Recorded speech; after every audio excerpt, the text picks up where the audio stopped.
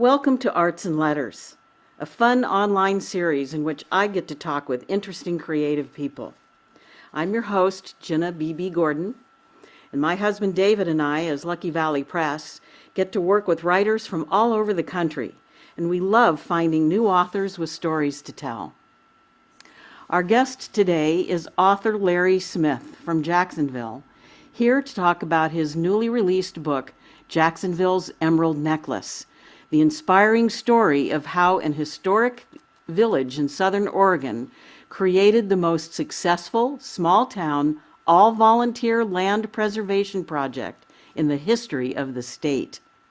My husband, David, and I, as Lucky Valley Press, were really involved in the development of this book, and it consists of 418 pages and almost 400 photographs. Larry Smith, the author, was born and raised in this area and came home from college in the 70s, devoting himself to teaching grade school students about the value of history, and he's been doing it ever since. His forum? The great outdoors, beginning with the area's historic gold mines, which became the Woodland Trails that are in question in this book. Larry took the opportunity of quiet time during the pandemic when he couldn't go to his classroom or traveled to the myriad places he and his wife Linda hoped to go. Instead, he plowed through all his very well-organized information about Jacksonville Woodlands and wrote this definitive book. It tells the story of the Woodlands and its development over a 30-year period, and shows how a community can save its protective necklace of land and trees and trails from development. The first thing I will do here is read a poem called Reflections Along the Trail by Dr. Frank DeLuca, who was inspired to write this on a walk in the Jacksonville Woodlands. Yesterday, walking through the Beekman Woods, a tree stopped me.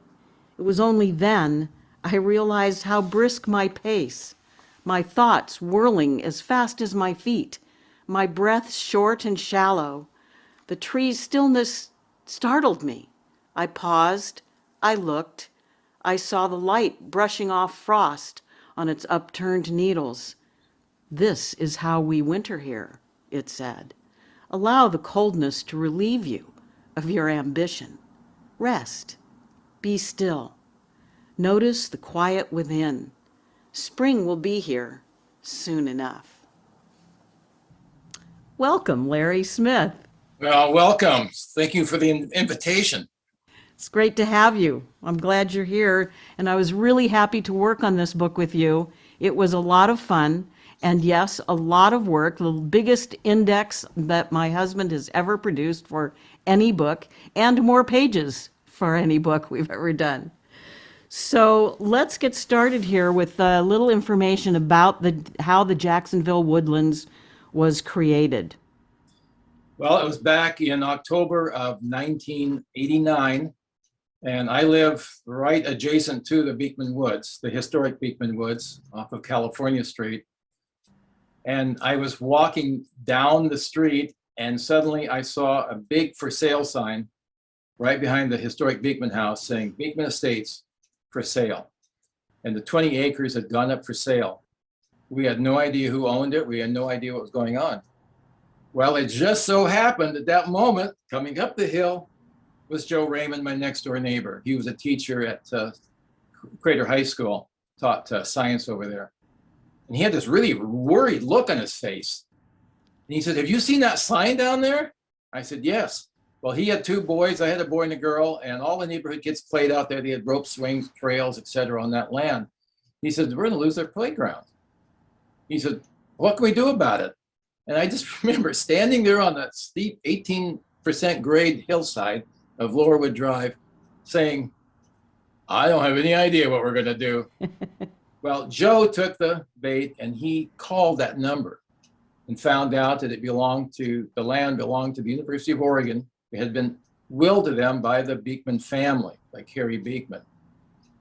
So he called them and said, "You're going to be taking a pretty valuable piece of property and put houses on it. Is there any way of saving it?" And they said, No, we don't operate that way. And this is the first time I ever heard this word, fiduciary responsibility. There's a big word, fiduciary responsibility. It means we have to sell it for the biggest price we can get. Mm-hmm. Well, Jacksonville was slapped with a building moratorium by the state of Oregon. It went on for over 15 years. We had a water crisis here in Jacksonville. We didn't have enough water for the amount of people we had, and we had the sewer problem. 50% of the people were on septic systems, and the other half were on an overflowing sewer system that was down by the Little League fields down below us here. And so the state said, no more building. Well, the price of land is directly proportional to the amount of houses you can put on it. And since you couldn't put one house on it, 20 acres of land inside of Jacksonville penciled out at $126,000. So we said, would you be interested in buying it? Could we buy it if we formed an organization? Well, we already have a developer that's already after it. We said, well, come on, hold off just a little bit. There was a lot of negotiation going back and forth, chancellor, vice president of the college, et cetera, and the mayor here in Jacksonville, and other people. And finally, we pulled a meeting together in November of 1989, right across the street from our house right here, over at Ray Foster's house. And we got together, and about 25 people showed up, and we formed what was called the Jacksonville Woodlands Association. And the sole purpose was to buy the land next door here, the 20 acres. And to buy just that one piece was the idea. That's all we planned to do. I mean, 20 acres for a bunch of neighbors, that was really something. Yes. So a lawyer came on board who said, I'll just do it, all the legal work free for you. So he Don Dedman, he put the thing together, and we formed the Jacksonville Woodlands Association, became a nonprofit in the state of Oregon and a corporation. And then we started beating the bushes. And it's a long story. You'll have to read the book to get the rest of the story, but we started raising money and so on. And with interest and so on, we had to get about $140,000. And so meanwhile, I might be getting ahead of myself, but then the Brit estate comes on the market. Well, just hang on just a minute. I don't want to get ahead of that one, but so we suddenly was juggling two pieces of property. Right. And so what I just want to say is, before you start to talk about how you bought the property, what you started when you were trying to preserve that one 20-acre piece became 16 miles of trails, 21 properties that that the JWA bought over a period of 30 years, and that created what you call the Jacksonville's Emerald Necklace. And then you collected 30 years worth of material and wrote this book to preserve all of that information. Well, if you remember right, I was shopping around for a professional. I'd raised some money through some foundational grants, and I talked to all the local writers. And then I learned about you. We went to one of David's concerts, and I thought, well, she's a writer. She should be able to do something like this. So you remember, I drug you over to the shed where I had all this stuff stored. Yes. And you said, I've never seen anybody so organized. It was beautifully organized. But I also said, no one can write this book but you. And I said, no way, I'm not a writer, I'm a collector. And so my wife kept saying, well, you need to write it. And then the best thing that happened after talking to you was I contacted Paul Faddick, who is a writer for the Mail Tribune. He's retired, but he's written several books now, including just came out one on the smoke jumpers over in Cave Junction. And I said, Paul, I met with him. I said, Paul, could you write this book? Because you're a great writer. And he puts a lot of human information in his books, and jokes and stories and so on. He said, Larry, I'm just too busy, but this is the way you do it. And I still have this email. He said, you just go down and start writing down the titles of your chapters. Then once you've written all the titles down, you just start filling in. Right, exactly. It's so simple. I heard that Patterson that writes those books. I saw his, he writes a 40-page outline before he even starts. James Patterson, I think is the guy's name, written a lot of novels. 40-page outline. Well, I had 26 down. And I found Yes. it fairly easy. I just started filling in underneath. And you wrote 170,000 words, and I am here to testify because I edited those words. You are a writer. Well, don't And so- forget, Jenna, you cut out 50,000 of my words. Well, no, not that many, but I just honed your words. Yeah, So right. let's talk a little bit now about the 6Bs and the purchase of these very illustrious properties. Well, like Jenna said, we have 21 properties, 16 miles of trails. But as we started putting these properties together, it was amazing. We started out with Beekman, of course, a nice B. And then we ended up with Britt coming on board, another B. And meanwhile, there were 3 gold mines that had been left over in Jacksonville, had never been proven up. Nobody ever took ownership of them. Here, under the mining laws, if you didn't prove it up, live on it, make improvements, after 5 years, then it would revert back to the US government. And that's what all these lands did. And we had 3 of these parcels. It's kind of a complicated story, but we had a 40-acre piece, a 20-acre piece, and a 10-acre piece. And the BLM was contacted, another B, and they said, hey, we'll throw this into the pot. Well, they didn't connect anything. There was a checkerboard. There was one over here, one over here, one over there. So we went ahead and said, okay, throw it in and we'll figure out to see if we can fill in the around the corner. And so then next door to that was a 15-acre piece of property that came on that was up for development. In fact, there was already a offer had been made on the property, 15 acres, hillside that overlooks Jacksonville. It's now called Panorama Point. And it was owned by Mark Burkholder, another B. And I called him, and it's all in the book. It's a long story, how we ended up with those 15 acres and how it was funded. That was an amazing story. Well, okay, now we have the checkerboard around it. There's one piece in the very middle, and I'll talk more about detail on that a little bit later. We get to talk about the kids. But there's another B, Bagley. So we got the Bagley property. And then probably the most important, I mean, another piece that was right next door to it, this lady heard about it, and the neighbors said to her, well, isn't there in some way we could buy this piece of property? And so we worked out a deal where it was donated to the Woodlands Association by Vern Beebe. So there's a double B. So here we go with Beekman and Britt and Burkholder and Bagley and BLM and Beebe. So we name our properties after the people that we buy it from. And so that's how we ended up with all of our Bs. And are these properties all connected in some way around the... 80% of them are connected. The BB property is connected by a trail easement.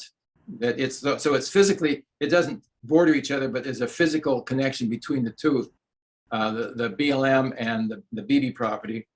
And then over on the other side of town, the Grove is connected to the Beekman properties. So that's all one piece.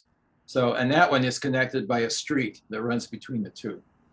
But these miles of trails, you could just completely walk around the town connecting these trails. It's all connected, yes. Mm-hmm. There are no isolated piece. We have one trail, the Liz's Trail, that goes up onto that property, and it makes a loop like a lollipop, and it comes back down again. All of our trails connect and circle around. It's an amazing way that the system worked out. It is. And I want to back up on that emerald necklace idea. Joyce Coleman was one of our big supporters on the city council. And I had shown up at the city council, I was on the agenda to give a little update on what we were doing. And as they announced my name and I came walking up to the mic, Joyce Coleman looked up at me. I remember she was sitting on the left-hand side and she said, well, Larry, you're about ready to give a report on our emerald necklace. And that is where the term comes from. It's from her comment in front of a city council meeting. It's wonderful. Because it is, it's green and it completely circles our town. Well, 70% of our town is is surrounded by the emerald necklace. Yes. Perfect title for your book. Well, And it was a name of a chapter. You take the credit. You're the one that suggested it. well, it just was the right thing. It I was know. so perfect. I'm glad that. And you, I don't know what I want to say here. To move into the area, the section 3 about the involvement of the kids is really about the purchase of some of these properties. Is that right? Yes. Early on, a gentleman that worked for the Parks Department in Medford said, get the smiling pictures of kids on the front page of the Mail Tribune and you'll be fortunate. And you'll notice in the book, I use that theme several times because it was really important to have kids involved in this. I'm a firm believer in leave no kid left inside and Yes. get them outside and move them around. I'll never forget Dr. Hollenbeck, one of my English nature teachers at Southern Oregon, the original little old lady in tennis shoes. She said, a teacher brings in a leaf from off a tree, an oak leaf. I remember she said oak leaf. She brings it in, and they hold it up, and they say, this is an oak leaf.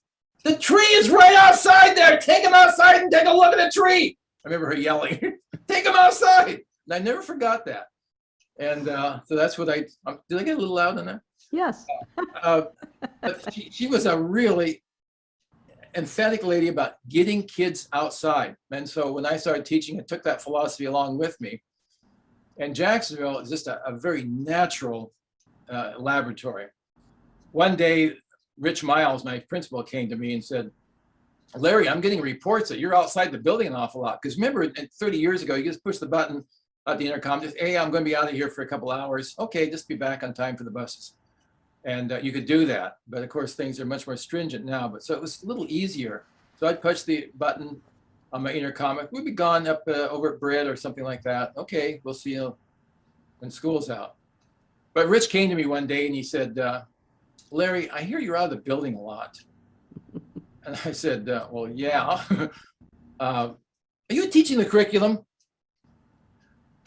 I said, Rich, Jacksonville is the curriculum.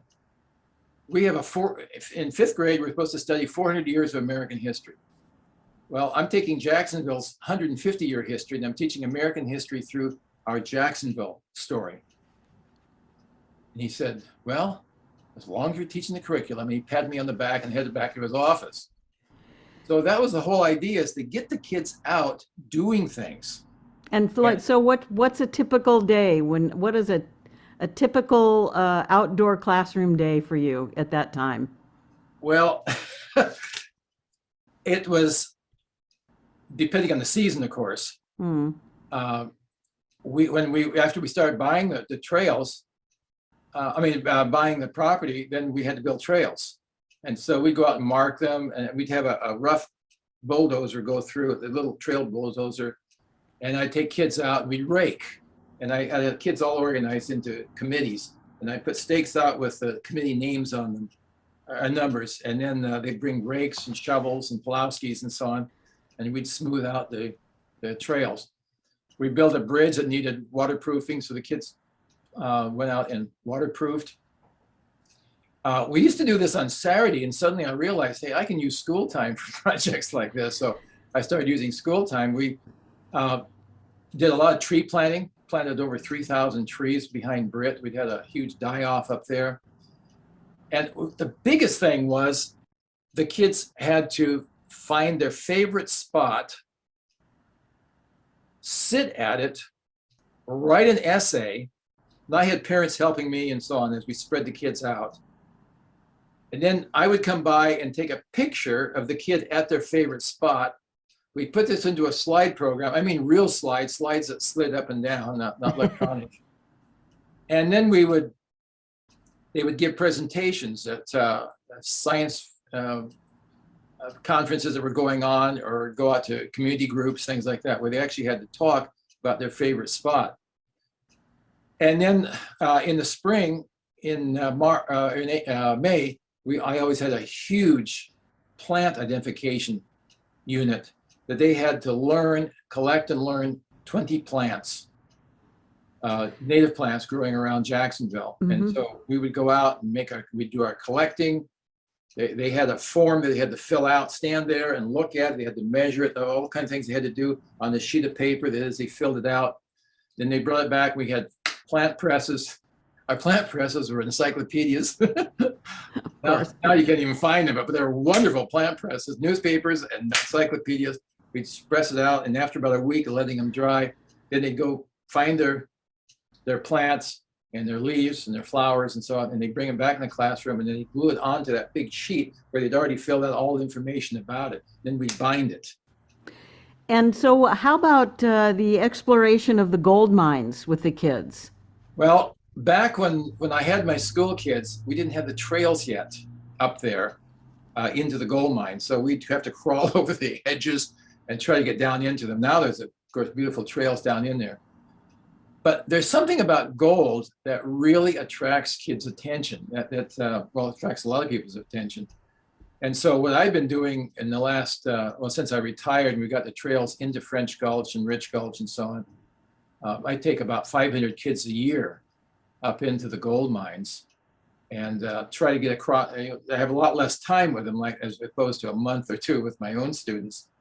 But I try to get across to them, and it's a multi-story, the history of it, the gold, the geology, the geography, map reading, flowers, plants, what you see out, the differences between the Cascade Mountains and the Siskiyou Mountains. So in a day and a half, I try to get as much in as I can, and I keep apologizing. There's an awful lot of information, but then the teachers follow up on it. So you mean from other schools? Yes, yeah, I just did Hanby Middle School last week, and tomorrow I have Central Point Elementary School. So that process has changed over 30 years then. Back in the day, in the early days, you were climbing over bushes and barriers, and now it's all open to you, and you can take them down in to see the adits and the holes and what's been left from the hydraulic mining, right? And you did it right. You said adit, because a tunnel is where you can see light at the other end. Adit, most mines always dead-ended, so it's an adit. An old miner. I learned about that from your book. Yeah, Fred Kaufman is really strong on that. Don't stay up, don't say tunnel when it's an adit. Yes. And so what was, in terms of dealing with the kids, what was the most fun? What I have always, the first day of class, when I walked in and saw most of these kids I didn't know, or maybe I kind of knew them from fourth grade, just kind of a little bit, I would tell them, my job as a teacher is to open up the world to you. And that, the next 9 months, my job was to, whether it be in science or whether it be just in the world around them, the natural world, or even if it was in politics, the general news of the day, I tried to every day have something that would be extra special for them to open up the world and expand their knowledge of the area, be it Jacksonville or Russia, whatever it might be. And so it was the light. It is really something when you're around a kid and you're watching him grow up, because you're watching him not only sit in your classroom for 9 months, you're watching him mature, you're watching them grow up. Some gain a foot sitting in 5th grade. Some gain 10, 20 pounds. Their shoes get bigger. And so the kid you have at the end is going to be different from the kid you had at the beginning of the day, of the school year. So these things, you're working with their maturation, you're working with them growing up. But what I always enjoyed was watching the light come on. When they get a concept, when they learn something, and then even to this day, when I go back into a classroom after having been there maybe several days earlier, and they bring something from home, or they say something that they learned back when I was there previously, I always tell them, you have just paid this teacher the highest compliment. I have done something, I have shown you something, I've taught you something, and you turned right around and you used it. And to me, that is a high compliment. Yeah, that's great. And when I see former students out on the trails, and that with their own kids, I'll be reading one of the stories here, where they actually take their own children out. You know, those big signs that you see out there. Mm-hmm. there are 25 of them. The boy that put that, Tyler Brendel, that put those out there, he takes his kids out there regularly. His kids now are young elementary. And he keeps saying, Daddy did this, Daddy did this. Yes. It's your father that put this sign in right here. And they're still there after 25 years. Yeah, that's wonderful. So it's so multifaceted of what's happened. And then, of course, the purchasing of two of the properties by my students alone is a great story. Yes, well, let's, first of all, let's talk about the, before we move into the fifth graders and their amazing land purchase, you wanted to talk a little bit about the Begley French Gulch property. Well, that's kind of tied into the way the students, so that's going to be contained within the Oh, great. students buying that. So it'll be Okay, a combination story. great. Brian Mulholland, who was one of my students, one of my more reluctant students, had a great sense of just awareness of things around him. And he was always giving me suggestions, and we talk a lot, and we walked to school together. He lived up 3rd Street, and we'd walk to school together. And he kept telling me about entering contests. And another whole side story is the Amway one. But then I entered the SeaWorld one, and we won. And how did you enter this contest? We had to prove that our class was involved in the environment in our town. We had to prove the projects that we're involved in. I had a lot of pictures. We put together notebooks. I had a video that was done. If trees could talk, what would they say? Because we had to send in a 7-minute video. I talked to the judges later. They said it was so good, they watched all 20 minutes of it. And we were able to, they said that 2 kids and the teacher would fly back to Orlando for a week. And when I announced it to the class, I said, we won. We don't know what we won because they won't tell us. We have to be there. If we don't go, we forfeit the prize. But they'll pay for everything. And I'll never forget, Joe Fleming then said, well, Mr. Smith, why don't we just take the whole class to Orlando, Florida? I said, hold it right there. And I ran down to the office real fast, and before cell phones, and I called back to Orlando to Miss Elizabeth Chick. And I said, what if I bring my whole class? She says, do it. All you have to do is pay for airfare. We'll pay for everything else. And buy 1 extra hotel room is all you have to do. And so I came back and told the kids, I said, you want to go to Florida? Of course, the room is pandemonium. And I said, well, this is what you do. You're going to have to start contacting grandparents are number 1. And we have to raise, I had done some quick research. My cousin owns Jackson Travel. And they said that for $450, we could get the kid back to Orlando and back again. So I said, kids, we need $450 from all of you. See what you can do. Hit up your grandparents. One kid yelled out, my parents would pay $450 to get me out of the house for a week. And so they did. We needed $6,000. We raised $9,000. And then what happened when you went there? And so I took all the kids to Florida, and it was great. And we were number 1 in the nation, and we got number 1 for the elementary level, and we got $12,500 handed to us. And then with that $3,000 extra, I was able to keep the kids there an extra day. I took them to Disney World, which was a thing of a lifetime.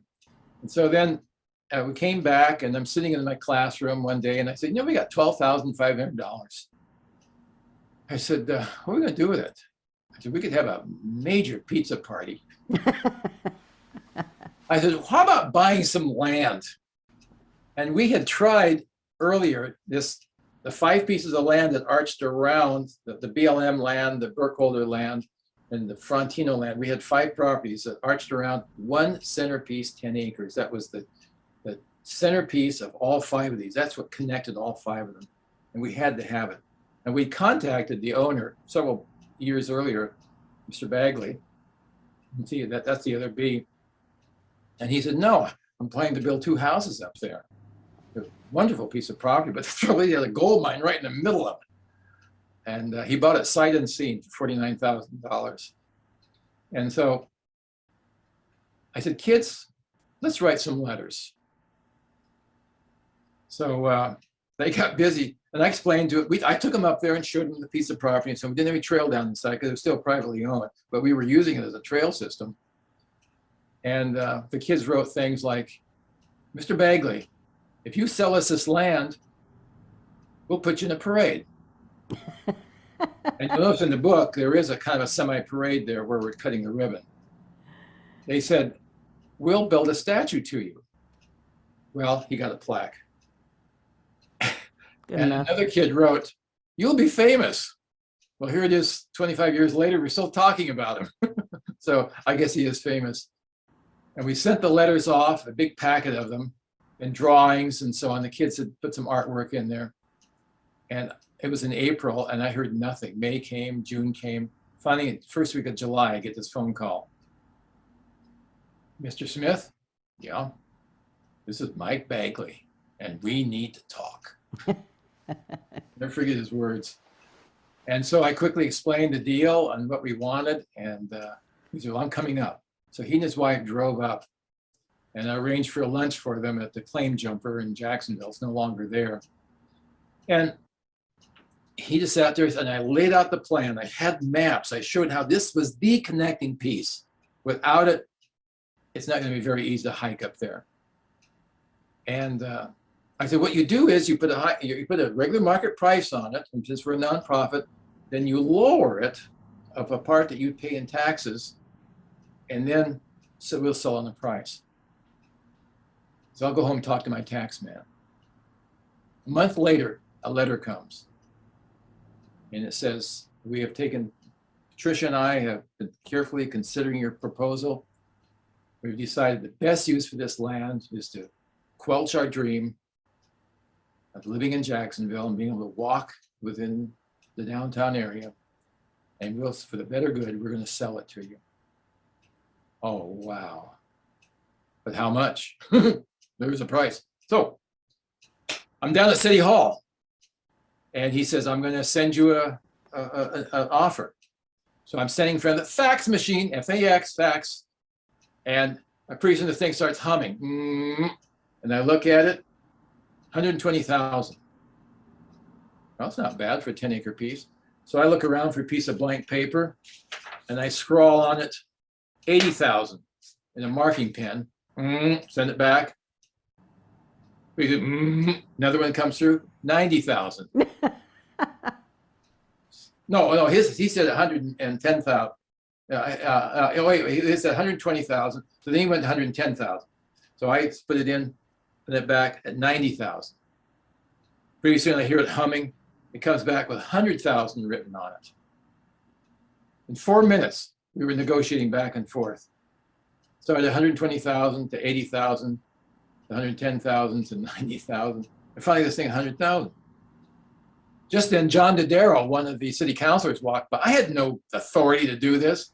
John Dodaro walks by, and I said, John, $100,000 for the Bagley land. Should I buy it?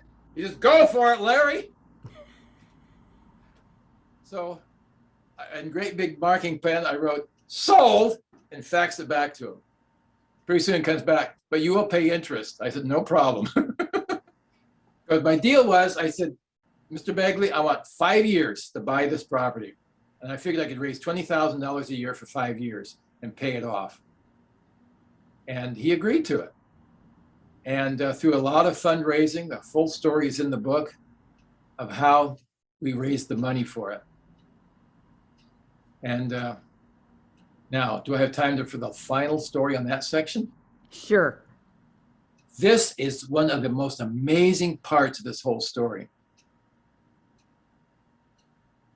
We had raised all but about $24,000. We still needed $24,000 to finish off the last amount, the last payment, and we were a year ahead of schedule. I wrote to the Ben B. Cheney Foundation, which is in Tacoma, Washington. They used to have sawmills down this area, so we're eligible for asking for grants, and explained the whole situation, how we're trying to raise $20,000 a year, but we had some interest to pay, so we needed $24,000. Very simple form. You fill it out, throw in a little bit of background information and so on, and mail it off. And they keep it for about 6 months before they let you know. Now, by this time, I'd retired, and I had been called back to Jacksonville in my old classroom to do a substitution that day. So I'm down there, and we're going through the typical day, and it was about 1 o'clock in the afternoon. And I looked up out the window, and here comes my wife across the parking lot. Oh dear, why in the world is she coming? So I kind of stopped, and she came in the door of my classroom. Now remember, I'm back in the same classroom that I taught in for 17 years, where I started this whole project. And she comes over to me, and I jump up, I'm kind of nervous, and I run over to her. What's going on? She says, the Ben B. Cheney Foundation just called, and they're sending you a check for $24,000. The last payment. Wow. So I went back to the kids, and I quickly gave them a background because they were totally, that was 4 years earlier, I had my class there. I went through briefly what had happened. And I said, kids, the most amazing thing is I am sitting in exactly the same spot, right here on a stool, talking to you, right where I started this whole project 4 years earlier. And we had won that contest. And here I am standing with the last payment. It was amazing the way this whole thing came together. And these stories, there are 37 chapters that tell these stories. Yes. In the book. And so let's talk about the what Brian did. Brian Mulholland. I guess I can be somewhat honest. He was a reluctant student. And what does that mean? He would rather not have been at school. He'd rather be out, and he writes it in the book, he'd rather be out playing with Tonka trucks out in his backyard. He didn't see any reason to have to go to school. He had learning disabilities to a certain extent. At an early age, he grew out of them. But he didn't want to be there. And I saw him growing up because he was always a foot taller than every kid. He was really a tall boy. Now he's 6'7", I think it is. And so he's a big guy. And and I saw him in 4th grade, especially, kind of grumpy. And I thought to myself, I don't know if I want this kid in my room or not. But the day he walked in, I'll never forget, we just connected like that. It was amazing. And he adapted to my teaching style extremely well,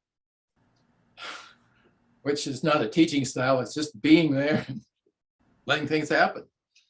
Well, I should say making things happen. Mm-hmm. And he and I hit it off really well. I told you that he'd meet me, I'd walk from my house down to the school, and he'd join me at the Presbyterian Church, the historic Presbyterian Church, and we'd walk to school together. And he'd just pour out ideas and thoughts and feelings about things in Jacksonville. And that's when he invented the Children of Jacksonville, which is a whole chapter on that in the book.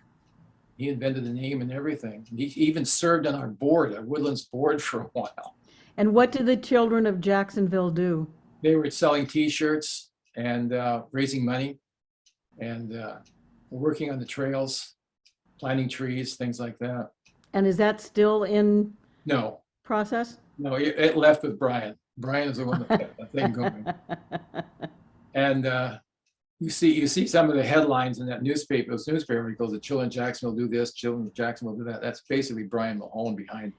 And tell us about the Quarry Purchase. Yeah, so I've been looking at maps, seeing if is there any other land around that we could buy. And I noticed there was a piece behind Britt Gardens that became the Ziegler Trail. But then I looked across the highway there, and there was this 10 acres right below the cemetery. What in the world is this? Huge piece of property, right facing as you come into Jacksonville from the west. So I went and checked with the county and found that belong to the city of Medford. What? City of Medford? And I have a whole chapter on why they ended up owning it through a railroad purchase. So, but it was a quarry that was where they took out rock for the ballast for the railroad and for the streets of Medford. And one misty morning, Brian and I had connected, and he wanted to go for a hike. And I remember it was about November. It was real cold out and it was real foggy. And we'd gone up to the cemetery walking along, and there's an old trail called the Catholic Wagon Trail. We're walking along it, we're on the periphery of the cemetery. And this is 11 years old. He says, "Who owns this?" I said, "Well, I'd already done my check on it." And I said, "The city of Medford owns it." And I'll never forget what he says next. "How do we get it?" I said, "Well, Andy Anderson happens to be the city manager down in Medford. You'll just have to go down and talk to him." And I didn't think any more about it. We finished up our hike and went about our things. And several days later, he comes into my classroom and he says, "Mr. Smith, I have an appointment with Andy Anderson down at City Hall in Medford." And my mother's waiting for us out in the parking lot. J.R. Manus, which was another 6'6" kid, who eventually became an FBI agent, among other things. He said, "They're waiting out in the car for me." I said, "Wait a minute, Brian.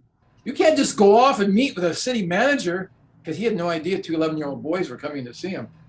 I said, "Here," I said, "grab my camera and take a camera with me."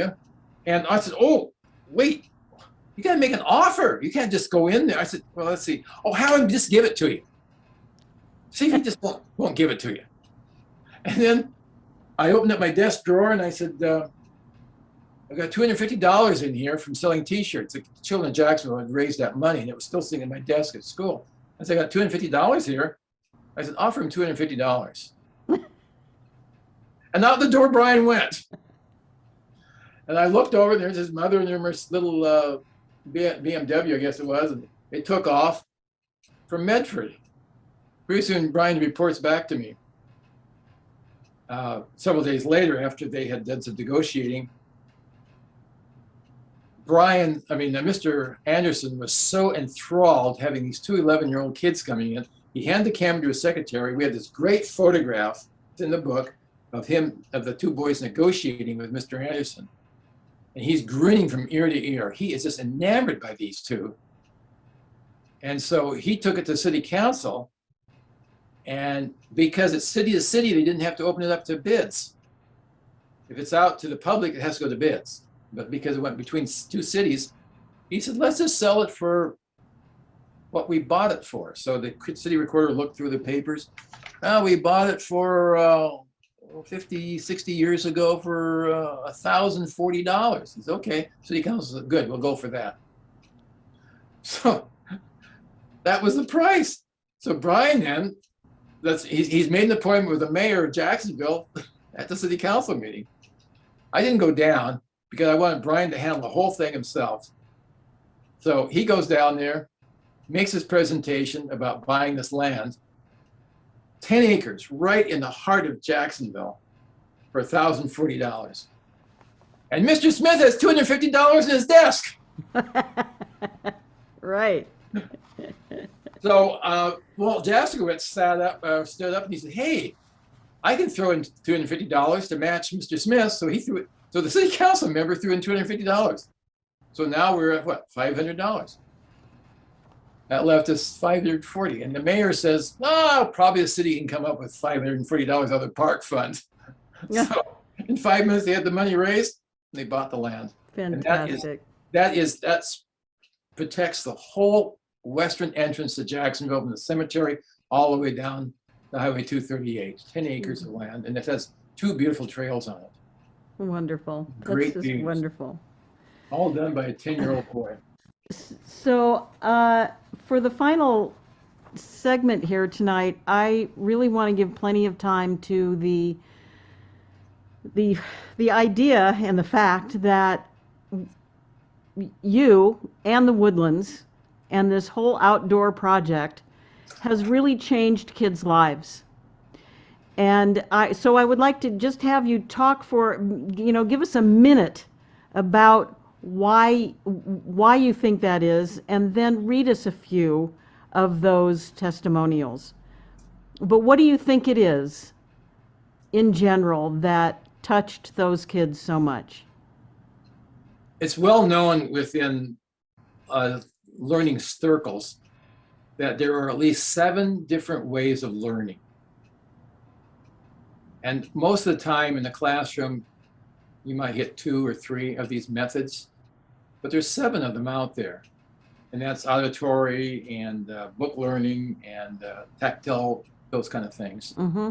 And kids use a combination of them, of course, to learn, but you've got to hit on all 7 pistons in the classroom.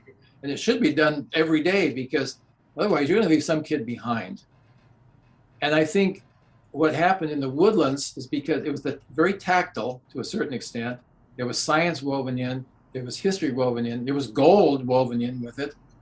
And so it was quite a tapestry for these kids. And even like Brian, who was that reluctant learner, you saw the essay that he wrote.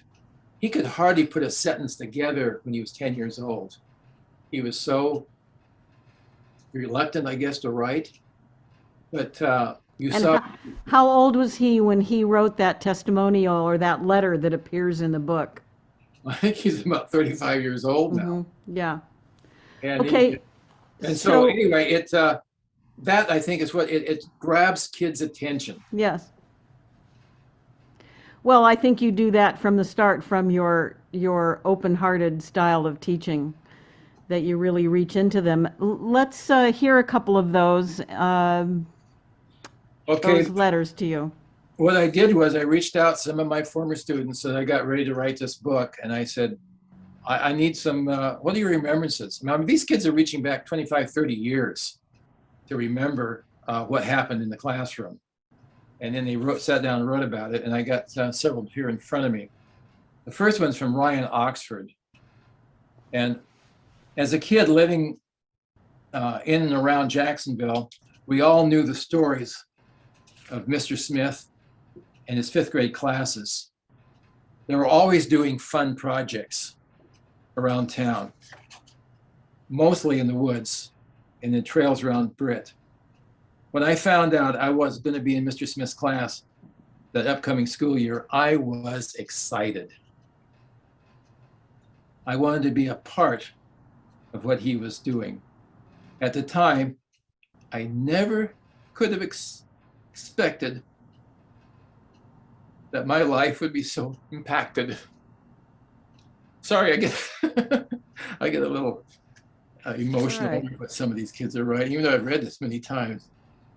The school year began as expected. We spent much of our time learning outside the classroom. We held classes up at Britt and Old Cemetery. We ate lunch in the parks around town. We all cherished the time out of doors. Now there's something really special. We cherished the time out of doors. I don't even remember us entering that contest to SeaWorld. But I do remember the call that came one evening from Mr. Smith telling my parents about us winning. I didn't know what it was, but we had won something. And Mr. Smith wanted me to be one of the spokespeople.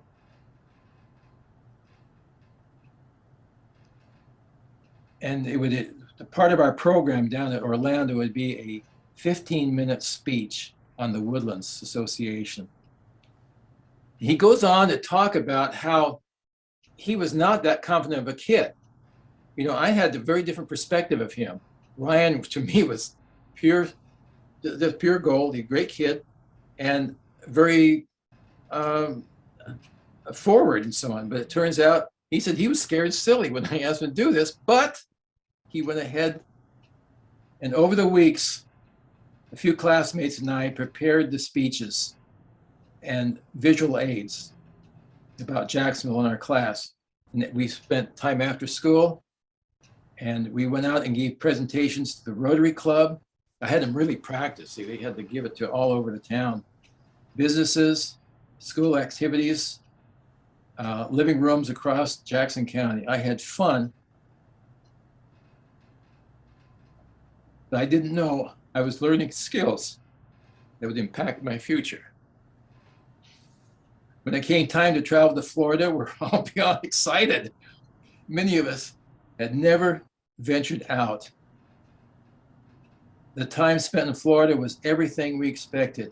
We stayed in a grand hotel and enjoyed the theme park that we'd seen only on television. Okay, fast forward now, nearly 25 years. I live 3,000 miles away from Jacksonville, and I've seldom been back after moving away for college. I remember my 5th grade class with fondness that I don't share with any other year. Not only because we traveled to Florida and won a competition, but the sum of all the pieces of that year equaled something much greater. I now live in Charleston, South Carolina, and work as a trial attorney in South Carolina and Georgia. I'm confident that my role as a spokesperson for the Woodlands Association that year sparked something in there, something that led me to where I am today. I travel to Orlando often, as I now have small children who love theme parks. And as I drive up the Renaissance Hotel where we stayed for a week in 5th grade, our memories come flooding back. I'm grateful for the lessons I learned from my role with the Jacksonville Woodlands Association, and I'm confident that I gained more than I gave. That's beautiful. Well, You know, Larry, we only have time for one more letter. okay, and that would be from Tony McLarisi. Yes. How much time do we have? You have about 4 minutes. Okay. It is so often that I think about a kid that maybe I haven't thought about for 20 or 30 years, and suddenly something comes rushing back to me. And I was looking through the books, the pictures I'd chosen, and there was a picture of the boys planting trees. And I noticed Tony Miglarisi's name, or picture there. And I thought to myself, I wonder what Tony's doing. The next day, one day before we were to send this thing off to the print shop, I get this email from Anthony, or Tony as we also called him. And he says, I hope you are well. I was in your 5th grade class in the 1993-94 timeframe.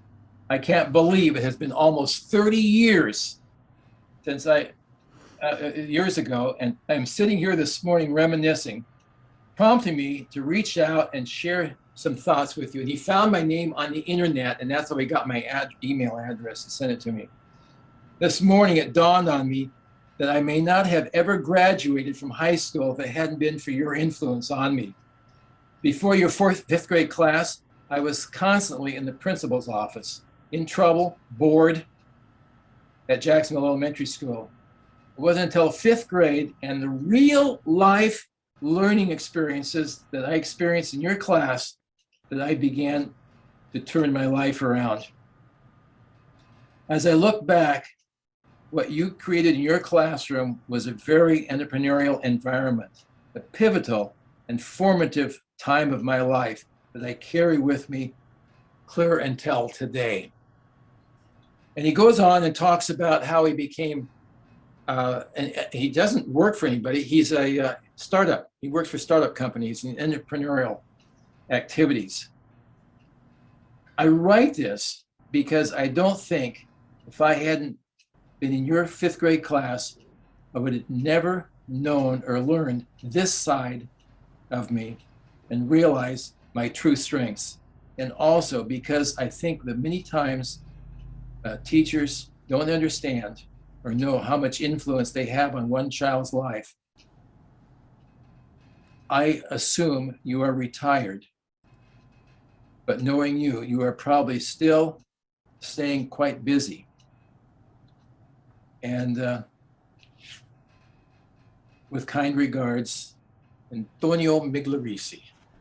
That's wonderful. That is a wonderful way to end this conversation and shows the impact of this kind of open, embracing attitude you have about teaching and about getting the kids out into the woodlands. So I thank you, Larry, for this conversation. I would like to invite you all to purchase this book. The proceeds go to the Jacksonville Woodlands Association. Please patronize your local bookstore if you are lucky enough to have one. For more information about the Jacksonville Emerald Necklace, visit luckyvalleypress.com. And I'm Jenna B.B. Gordon. I'm host of Arts and Letters, and I thank you for joining us for this episode. Please subscribe to our mailing list for more information and news about upcoming Arts and Letters events.